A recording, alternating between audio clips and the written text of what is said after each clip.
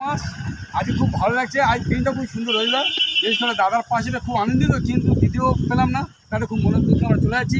এই দিবা দিদির হাজব্যান্ড সম্বদা আমাদের প্রোগ্রাম ছিল আজকে, কিন্তু দাদারও মনে ছিল না, আর আমরা সকালেও ফোন করতে পারিনি দাদার কাছে আসবো, দোষটা আমাদের হয়েছিল। তা দেব দিদি প্রোগ্রামে বার হয়ে গেছে, তা আমরা এই যে খুব আনন্দিত। আর দাদা এত যে ফ্রি, আমাদের মধ্যে এত ফ্রি মানুষ, এত সুন্দর যে আমাদের সাপোর্ট করেছে। আমার যে আসতে মাত্র এখানে বলে বসে প্রদীপদা কিংবা এত খুব খুব একদম কি বলবো, আপনাদের কাছে খুব ভালো লেগেছে এই দাদার বাড়ি। আর দাদা কিছু বলবে, একটু বলে দাও দাদা। প্রদীপ। তো নমস্কার বন্ধুরা, দাদাভাইয়ের নাম প্রদীপ। তো দাদাভাইরা অনেক দূর থেকে এসেছে, একটাই কথা বলছি যে দাদাভাইরা হয়তো ফোন করে এলে হয়তো আমাদের খুবই ভালো হতো, কেননা অনেক দিন আগে ফোন করেছিল তো আমাদের একদম খেয়াল নেই, তাই দীপা তো বাড়ি থেকে বেরিয়ে চলে গেছে।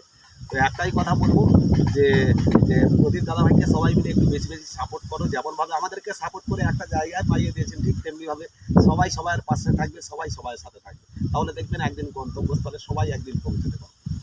থ্যাংক ইউ দিদি, সঙ্গ দেখে দীপাদি পেলে খুব খুশি হতাম।